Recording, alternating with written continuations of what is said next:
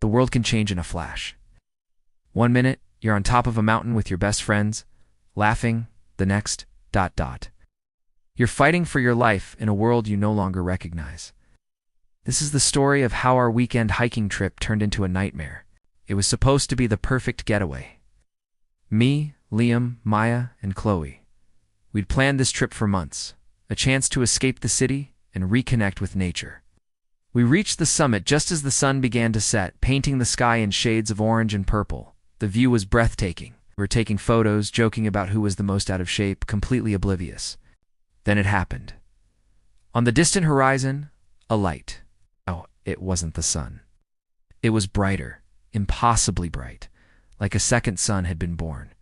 We shielded our eyes, confused. A moment later, a strange silence fell, the kind that feels heavy, unnatural. The birds stopped singing, even the wind seemed to hold its breath. And then the sound hit us. A low, guttural roar that vibrated through our bones, shaking the very mountain beneath our feet. We were thrown to the ground. In the distance, a terrifyingly beautiful and horrifying mushroom cloud began to rise, unfurling into the stratosphere. It was unreal, like something out of a history book, not something you see with your own eyes. We stared, frozen in a mix of awe and pure terror. The city we had left just that morning was gone, replaced by a growing pillar of smoke and fire. Panic set in. Chloe started crying, Maya was hyperventilating, and Liam, usually the calm one, was just staring with a blank, shocked expression. I had to do something. I remembered reading about this stuff, those what-if articles you scroll past. The first thing was fallout. The wind was blowing away from us for now, but that could change. We were exposed high on a mountain. We had to get down. We had to find shelter. The descent was chaos. We stumbled down the trail, our celebratory mood replaced by a frantic urgency. Every rustle of leaves, every snap of a twig made us jump. Was it an aftershock? Was someone else out here? The world we knew had ended just minutes ago, and we had no idea what came next. Our phones were useless, of course. No signal. We were completely cut off. Our immediate supplies were what we had in our backpacks.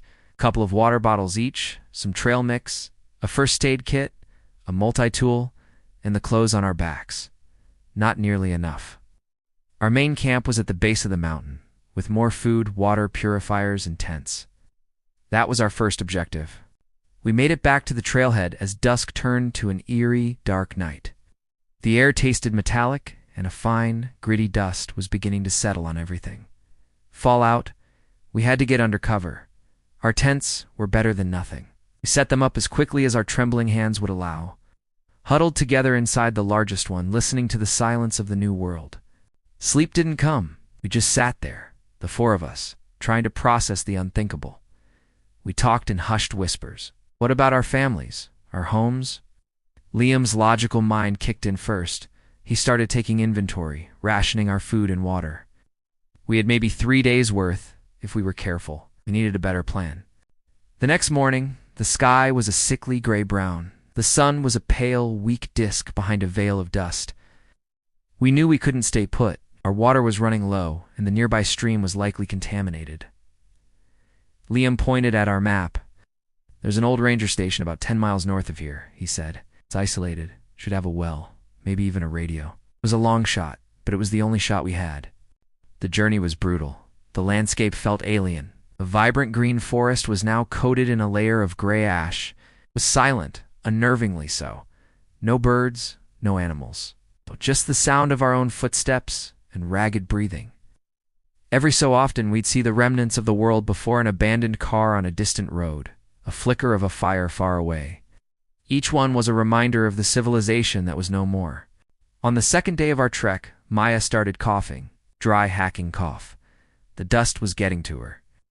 Her face was pale and she was getting weaker. Our water was almost gone. Desperation was a physical weight on our shoulders. Chloe tried to keep her spirits up, telling jokes that fell flat, but we could see the fear in her eyes. I felt a crushing sense of responsibility. I was the one who had pushed for this trip. We found the ranger station late in the afternoon of the third day. It was a small, dilapidated log cabin, but to us, it was a palace. The door was unlocked. Inside, it was dusty and abandoned, but it was shelter. And best of all, behind the cabin, there was a hand pump well. Liam and I worked the rusty handle, and after a few agonizing minutes of clanking, clear, clean water gushed out. We cried with relief, drinking until our stomachs hurt. The station had a few cans of old food in a cupboard, a treasure trove of beans and peaches. But the real prize was in a locked metal cabinet. Liam managed to pry it open with the multi-tool. Inside was a hand-crank emergency radio. We took turns cranking it, spinning the dial, listening to the static. For hours, nothing, just the hiss and crackle of an empty world. We were about to give up when we heard it. A faint voice, crackling through the static. It was a military broadcast, a repeating message. It confirmed a limited exchange, gave coordinates for survivor collection points, and listed contaminated zones to avoid. The nearest collection point was a military base 70 miles away. 70 miles on foot, it seemed impossible. But for the first time since we saw that flash, we had something we hadn't had before. A destination, a sliver of hope. The broadcast also gave basic survival instructions, confirming our fears about radiation, sickness, and contaminated water sources. Maya's cough was getting worse. We knew we were on a clock. Our life at the ranger station fell into a routine. We fortified the cabin, boarding up windows. We foraged for anything edible in the surrounding woods, carefully washing everything with well water. We spent the evenings listening to the radio, gathering any scrap of information we could. The world outside was a dangerous, unknown place. We heard stories of desperate people, of sickness, of zones where the radiation was lethal. But we also heard stories of survival, communities forming, people helping people. It wasn't all darkness. After a week of resting, gathering supplies, and letting Maya recover a little, we knew we had to move. Staying put was a slow death sentence. We packed what we could carry: food, water, the precious radio, and left the safety of our cabin.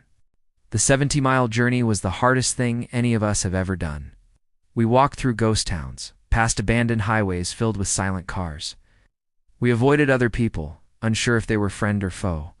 We were tested every single day. There were times we wanted to give up, to just lie down and let the world fade away. But we kept each other going. When Maya stumbled, Liam would carry her pack. When I felt despair creeping in, Chloe would find a way to make me smile. We were all we had. We weren't just friends anymore. We were a family, forged in the fires of the apocalypse. We survived because we had each other. Finally, after 2 long weeks of walking, we saw it. A checkpoint, soldiers in protective gear. We had made it. The feeling of relief was so overwhelming, it brought us to our knees. That was 6 months ago. We're in a protected zone now, a city of survivors. Life is not easy. It's hard, and the world will never be the same. We lost everything we had, but we didn't lose each other. When you're pushed to the brink, when the world ends, you find out what you're really made of and who you can truly count on. We were just 4 friends on a hiking trip. Now we're survivors, and we're going to keep surviving together. Thanks for listening.